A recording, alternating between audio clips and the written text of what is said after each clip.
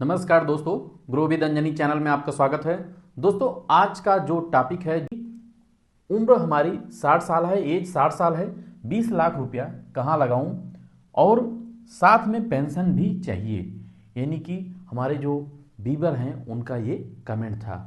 दोस्तों, अब जो 60 साल की एज है, 60 साल की एज के बाद कोई भी व्यक्ति जो है ज़्यादा रिस्क नहीं लेना चाहता है अपने पैसों पे, क्योंकि जो रिस्क लेने का उम्र होता है वो कम एज में ही अगर हाई रिस्क लिया जाए तो बेटर होता है, लेकिन हाई एज में हाई रिस्क लेना बहुत ही गलत हो सकता है।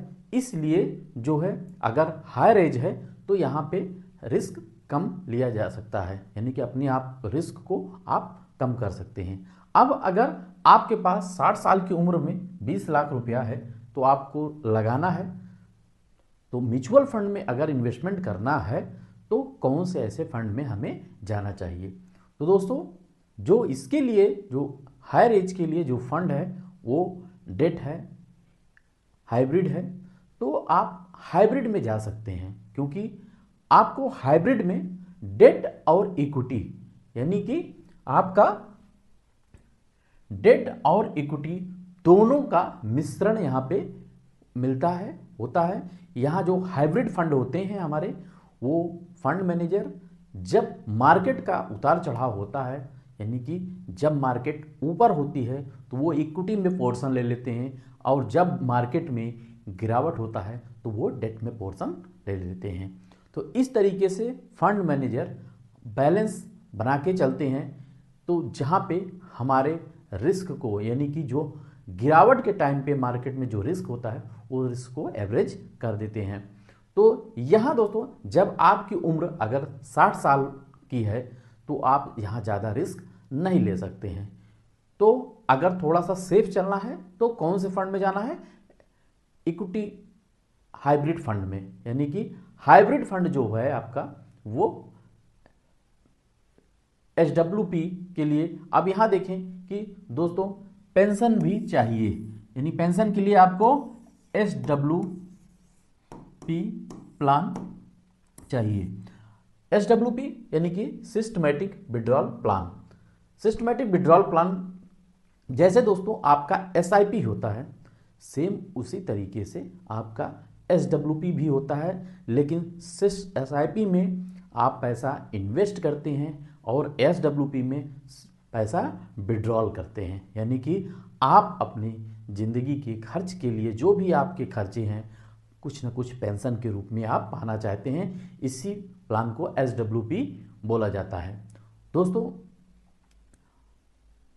अब SWP भी पाना है और आप अपने पैसे को थोड़ा सा सेफ भी चलना चाहते हैं, तो आपको hybrid fund, balance advantage fund, ये सारे फंड में आप जा सकते हैं। अब दोस्तों, हम एक कैलकुलेशन देखेंगे यहाँ से कि अगर हम 20 लाख रुपया इन्वेस्ट करते हैं और कौन से वो फंड है वो भी मैं बताऊंगा।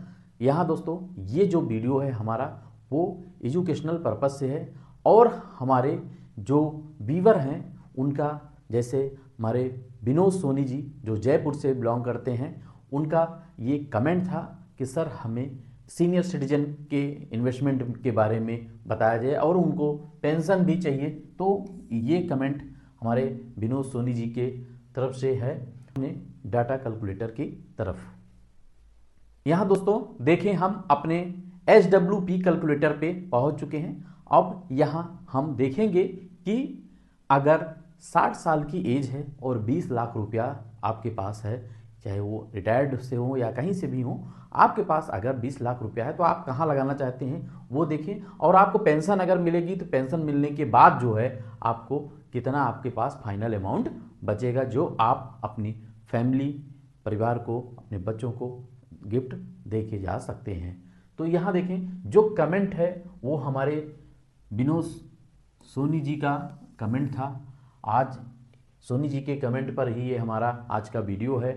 तो दोस्तों, यहाँ देखें कि अगर आप इनपुट करते हैं 20 लाख रुपया इन्वेस्टमेंट अमाउंट, और यहाँ पे जो है हमने ब्रेक किया है कि आज आपने 20 लाख रुपया इन्वेस्टमेंट किया, तो अगर 1 साल के बाद आप पेंशन लेना चाहते हैं, पेंशन आप 1 साल के बाद भी इमीडिएट तुरंत से भी चालू कर सकते हैं और 2 4 5 साल बाद भी से स्टार्ट कर सकते हैं। यानी कि जब आप चाहें, जितना चाहें उतना पेंशन आपको मिल सकता है। होगा क्या कि जैसे अगर आपने 20 लाख रुपया इन्वेस्ट कर दिया, तो थोड़ा सा उसको अगर 1 2 साल 3 साल टाइम दे देंगे तो वो पक करके और तैयार हो जाएगा, यानी कि बन करके फंड आपका और तैयार हो जाएगा। नहीं तो आप तुरंत से भी आप SWP कर सकते हैं। यहाँ जो मेरा कैलकुलेशन है वो आफ्टर 1 ईयर, यानी कि 1 साल के बाद अगर आप SWP लेते हैं तो कैसे क्या होगा, आज ये कैलकुलेशन हम देखेंगे। यहाँ देखें, फिर आपका जो मंथली विड्रॉल है वो आपने 10,000 रुपया मंथली लिया, और जो पेंशन ले रहे हैं वो आप 10 साल के लिए ले रहे हैं। और यहाँ जो मैंने एक्सपेक्ट रिटर्न लिया है वो 12% का लिया है। 12% इसलिए कि अगर आपका मिनिमम एवरेज में अगर 12% का भी रिटर्न आता है फंड में, तो आपको कितना मिल सकता है ये आप देखें। तो यहाँ 20 लाख रुपया वन टाइम लगाया और 1 साल के बाद आप 10,000 रुपया हर महीना लेना स्टार्ट कर दिए और 10 साल तक आप खाते पीते रहे, तो कितना क्या है आज देखें। फिर आपका यहाँ देखें, ये जो कैलकुलेशन है हमारा, टोटल इन्वेस्टेड अमाउंट 20 लाख रुपया और amount at the beginning of SWP, यानी कि 1 साल के बाद आपका जब SWP स्टार्ट होगा तब आपका जो फंड बनेगा वो 22,40,000 रुपया बनेगा। अब हर महीने आप 10,000 रुपया आप अपने ज़िंदगी के खर्चे के लिए आप पेंशन के रूप में लेना चाहते हैं। आप 10,000 रुपये ले रहे हैं। 10,000 दोस्तों इसलिए कि आपका अगर एक्सपेक्टेड रिटर्न 12% है, तो इससे अगर कम ही लेंगे तभी आपका फंड लास्ट में अच्छा बनेगा, यानी कि एंड में फिर आपका फंड बढ़ करके मिलेगा। यानी कि आप अगर ज़्यादा लेंगे तो फिर आपके मूल से भी जो है आपका कम हो सकता है। तो अगर 10,000 रुपया महीना हम यहाँ से लेते हैं और एक्सपेक्टेड रिटर्न 12% लेते हैं, तो जो विड्रॉल पीरियड है वो 10 साल है, यानी कि 10 साल तक आप पेंशन लिए, तब टोटल जो विड्रॉल अमाउंट हो गया यानी कि 12 लाख रुपया।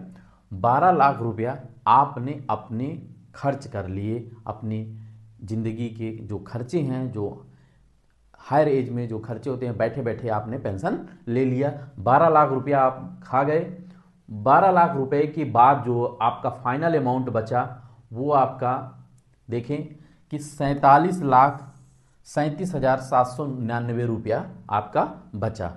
दोस्तों ये जो फंड बचा, ये जो पैसा आपका बचा, ये आप अपनी फैमिली को गिफ्ट के रूप में दे के जाएंगे, यानी कि ये एंड में आपको ये पैसा इतना इकट्ठा आपका, फिर भी 12 लाख खाने के बाद भी जो है आपका ये पैसा इतना फाइनल अमाउंट बचा रहा।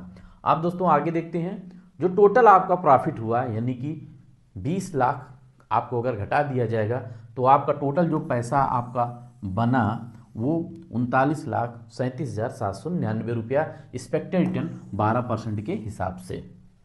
अब दोस्तों आपकी समझ में आ गया होगा कि अगर हम यहाँ हाइब्रिड फंड भी लेके चलते हैं, यानी कि हाइब्रिड फंड में अगर इन्वेस्टमेंट करते हैं SWP के मामले में, तब हमारा ये इस तरीके से इतना पैसा हमारा बन सकता है। अब दोस्तों थोड़ा सा हम फंड पे चर्चा करेंगे।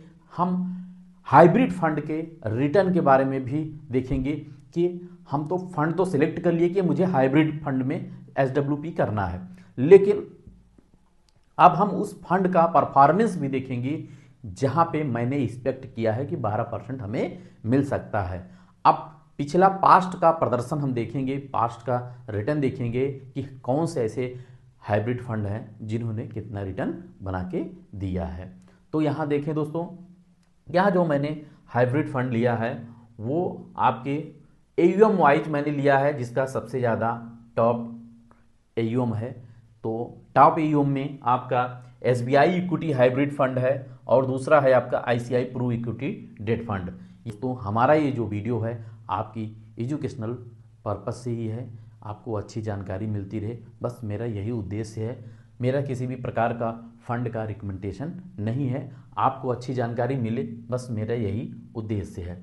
तो दोस्तों यहाँ देखें कि एसबीआई इक्विटी हाइब्रिड जो है 1 साल में जो रिटर्न दिया है वो 12% और ICI equity and debt fund 9% से ऊपर का रिटर्न दिया है। लेकिन दोस्तों हमको 1 साल का 2 साल का रिटर्न नहीं देखना है, क्योंकि हमने लॉन्ग टर्म के लिए किया है। तो यहाँ 3 साल का रिटर्न देखें, 3 साल में भी जो रिटर्न है वो 14% और 19% का रिटर्न 3 साल में दिया है, 14% और 19% से ऊपर का।